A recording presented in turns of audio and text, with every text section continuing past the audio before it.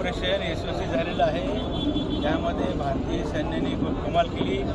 नरेंद्र मोदी साहेब यांच्या नेतृत्वाखाली भारतीय सैन्याची खूप प्रगती झालेली आहे।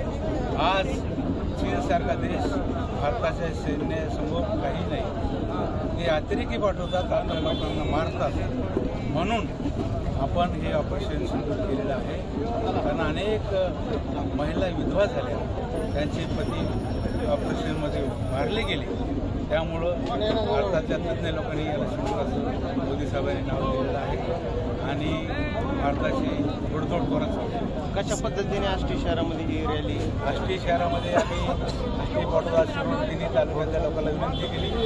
मोठ्या संख्येने कार्यकर्ते आले, लोक आलेले आहेत। कारण तिरंगा या झेंड्याखाली सर्वांना एकत्र राहण्याची ताकद, ठेवण्याची ताकद आहे। तिरंग्याचं प्रेम प्रत्येकाच्या रक्तात दिलेलं आहे आणि त्यामुळं मोठ्या संख्येने लोक उपस्थित झालेले आहेत। भारतीय सैन्याचा त्यामुळे सन्मान या निमित्ताने केलेला आहे। काय सांगाल साहेब, तुम्ही आता बोललात की पोलीस 300 कोटी मागू शकत नाहीत, बीडला पोलिसाला बदनाम करण्याचं काम सुरू आहे। पोलिसांना बदनाम करण्याचं काम चालू आहे। माझ्या जीवनामध्ये कुठल्याही तो DYSP लेवलचा असो, SP लेवल असो, 300 कोटी कोणी मागत, 300 कोटी कशाला म्हणते?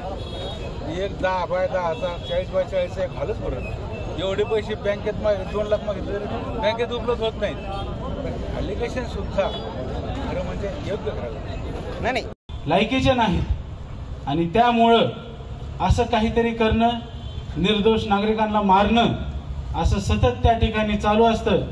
पण आपल्या सर्वांना हा फरक 2014 पासून माहिती आहे। प्रशासन ज्यावेळेस बदललं, ज्या दिवशीपासून मोदी साहेब आले त्या दिवशीपासून बॉर्डरवर ह्या सगळ्या होणाऱ्या घटना कमी झाल्या। ह्या कमी झाल्या आणि भारतीय सेनेला आपल्या गृहमंत्र्यांनी असं सांगितलं की बॉर्डरवर जर काय हल्ला झाला तर तुम्ही आमच्याकडे कुठे विचारायला। काँग्रेसच्या काळामध्ये असं होतं की ते पहिले इकडे येणार, दिल्लीला विचारणार, ते गोळ्या मारतायत मग आम्ही मारायचे का नाही। पण 2014 पासून हा नियम बदललेला आहे।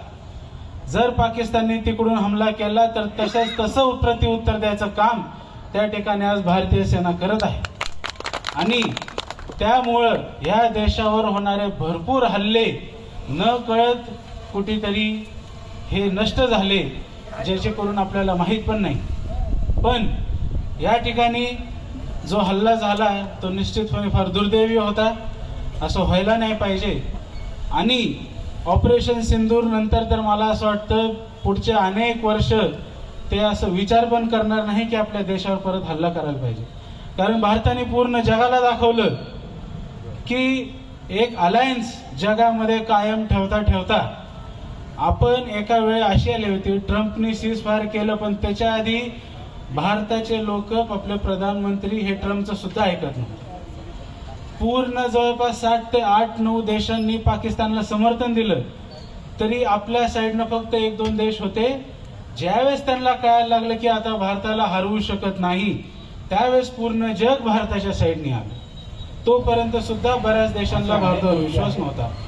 आपण पूर्ण जगाला या ऑपरेशन सिंदूरच्या माध्यमातून दाखवून दिलंय की भारत ही जगातली सर्वात मोठी ताकद